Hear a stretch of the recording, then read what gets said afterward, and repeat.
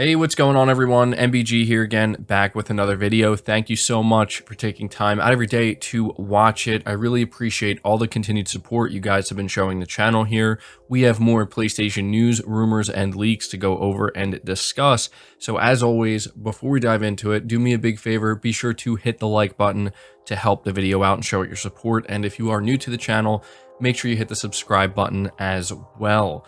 The first topic we're diving into is talking about some behind closed doors demonstrations for PlayStation VR2 that Sony is allowing developers to partake in at GDC, and apparently it is blowing their minds. So this is reading from Push Square, where they say PlayStation VR2 is playable behind closed doors at GDC this week, and there's already a lot of buzz seeping out of the show.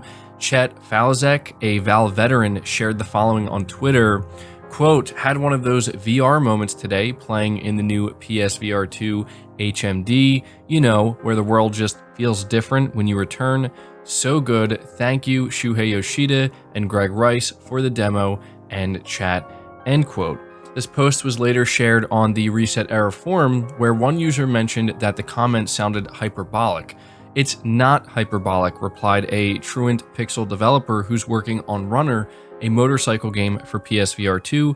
As of yet, there's no further information on what kind of demo Sony is showing, but we do have a bit of a follow-up coming from Reset Era, again focusing on the PlayStation VR2 developer Truant Pixel. They say, "I can't say anything specific. Sony has been extremely deliberate with a lot of their choices about this thing. They've been reading the room for a long time now. Performance and immersion goes beyond resolution. The numbers certainly matter, but the whole is definitely greater than the sum. Stop sweating about the wire. It'll disappear once you start playing, unless you're spinning in circles or something.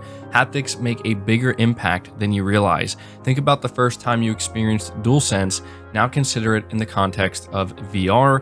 People asking for videos, etc. It should be clear by now that this is never representative of the experience for VR, which often is unfairly scrutinized by gamers who are already very skeptical and jaded. I say this from experience. VR already has enough to prove for people, and showing unfinished builds with incomplete assets or performance hitches would not be in anyone's best interest."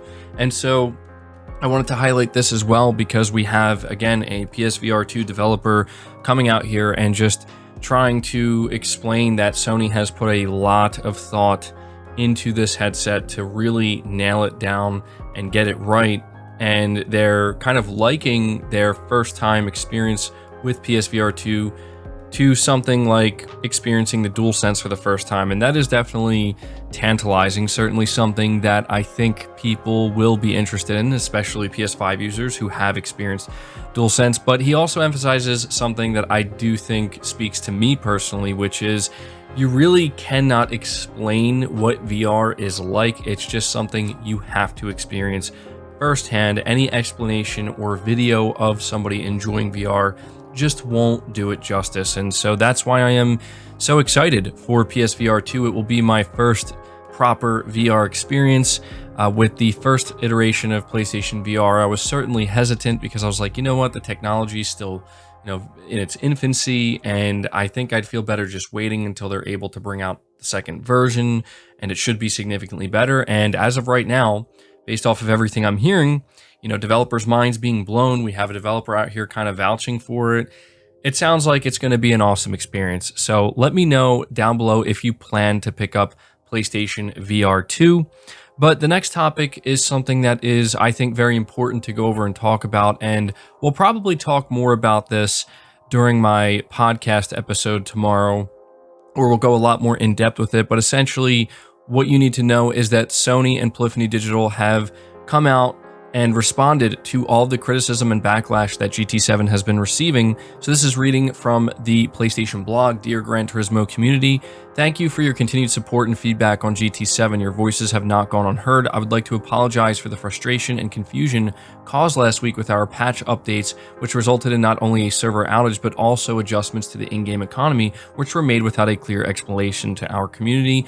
We know this is not the Gran Turismo experience you expect, and will be making a goodwill gesture in the form of a non-paid credit pack of 1 million credits available to those players who may have been affected. You will see this hit your accounts shortly. Make sure you log into the game before April 25th to claim the credits. The patch update previously deployed was intended to rectify an issue with inconsistent reward payouts within a part of the World Circuit events, but to reestablish the intended equilibrium and provide more accurate rewards based on time investment and completion, it was necessary to recalculate the reward system as a whole.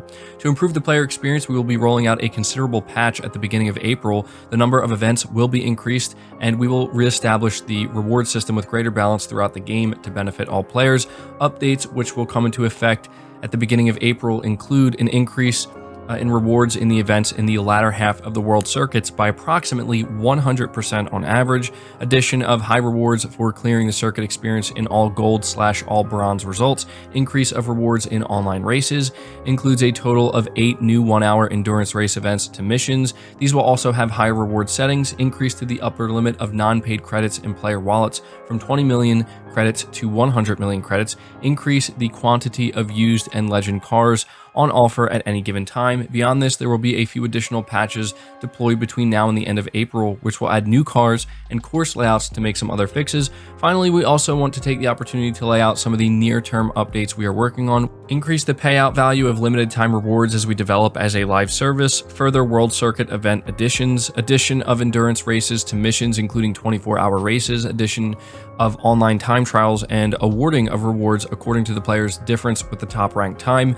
make it so cars can be sold. And I know that that last one is a big one for a lot of GT players who are feeling quite upset that you don't have the ability to sell cars. So they are going to be working on that. And at the end of the blog post here, they thank everybody for their continued patience and the valuable feedback, and they make it clear that they plan to grow GT7 in a significant way, and they want to make it as rewarding and enjoyable for the player base as possible. And so I thought that this was so important to cover for a few reasons. First of all, if you are a disgruntled GT7 player, which there seems to be quite a few out there, this should go a very long way in making you feel better about the game. It's clear that Polyphony and Sony are listening to the feedback, and this is why I encourage anybody who, is not fully satisfied with GT7 to make their concerns or their issues known in, a respectable way.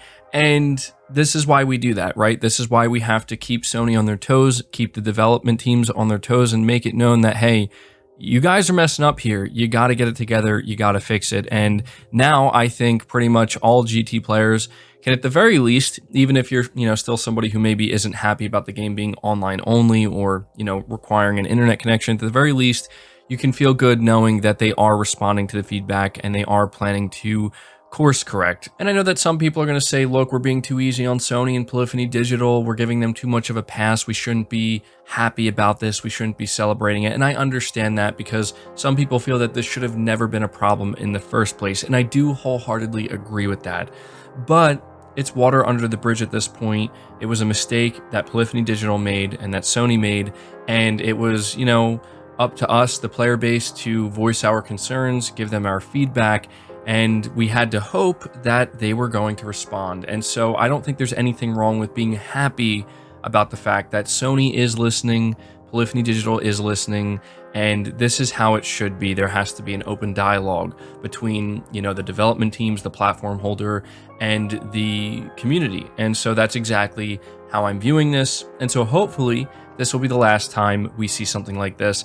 I'm sure it won't be. I have a pretty good feeling that with as many live service games as Sony is pursuing, they're likely going to make a few mistakes on this live service journey. And at the very least, I think we can all kind of take a little bit of solace in the fact that Sony is willing to listen, their development teams are willing to listen, and we could have seen a situation where they didn't do anything. They just said, you know what, we'll just take the blowback and we'll wait till it dies down and passes, and this is just how it's going to be.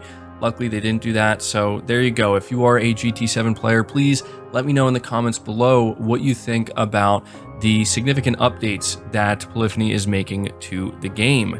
Next up in line, we're talking very briefly about Dreams because it seems that a PS5 version could be coming very soon. This is reading from PlayStation Universe, where it says Dreams is one of the PlayStation Studios first-party titles that has yet to receive a PS5 version, though it was always likely that it would. After what seems to be a leak coming from the PlayStation Store, a PS5 version of Dreams could be coming very soon. Reddit user Oil Floats in Water posted a screenshot of the PlayStation Store showing them a PS5 version of the game that they could purchase. There's been no official announcement for a PS5 version of the game, though with spring just on the horizon, and with that likely a bunch of gaming news, we could see the announcement very soon. And to me, this just seems kind of obvious. I mean, it feels kind of long overdue, honestly. I think that Dreams is a game that by this point in time, many people would have thought that, yeah, of course it's kind of a PS5 version. It doesn't yet, but I'm looking at this image and yeah, it seems pretty clear to me that it's going to get a PS5 update, or there will be a standalone PS5 version. I think maybe one of the reasons they may have decided to wait is because they want to maybe kind of market the PS5 version of Dreams alongside PSVR2. I think that that would make a lot of sense. So yeah, something that if you are a Dreams fan and you are a PS5 owner, you can look forward to that. Next up, I want to talk briefly about Resident Evil. We have an update from the official Resident Evil Twitter account talking about the PS5 upgrades that are coming to RE2 and 3 Remake as well as 7. And they say here that players who own the physical edition of RE2, 3, and or 7 can upgrade at no additional cost via PS4 to PS5 digital upgrade or Xbox Smart Delivery. Please note that your consoles will need a disk drive to continue using the physical editions of these games. Next-gen physical editions aren't planned right now, but all 3 games will be available digitally on PS5 and Xbox Series consoles. As noted above, PS4 and Xbox One discs and all PS4 and Xbox One digital editions of the game will also be eligible for an upgrade. So I thought that this was an important update. We knew that, you know, these games were going to be getting PS5 and just next-gen or current-gen upgrades. And it's disappointing to me that they're not going to be getting physical editions. I think that many of you are going to be disappointed that they're not offering that. And to me, it's kind of weird that they're not, because I feel like that would just be a very easy way for them to kind of just rack up, you know, sales from people like myself who were like, hey, I already own a PS4 version of this game, but I want a PS5 version. I want to be able to put it on my shelf with my collection. I think it's kind of a missed opportunity here, and I don't know why they're not doing it, but maybe they'll do it and offer a physical version later down the line. But that's going to do it for this video, guys. I hope you did enjoy it. I hope you did find it informative. Again, if you did, leave it a like, subscribe if you're new, hit the bell notification icon, and feel free to share this video out on top of all that. But until next time, guys, take care.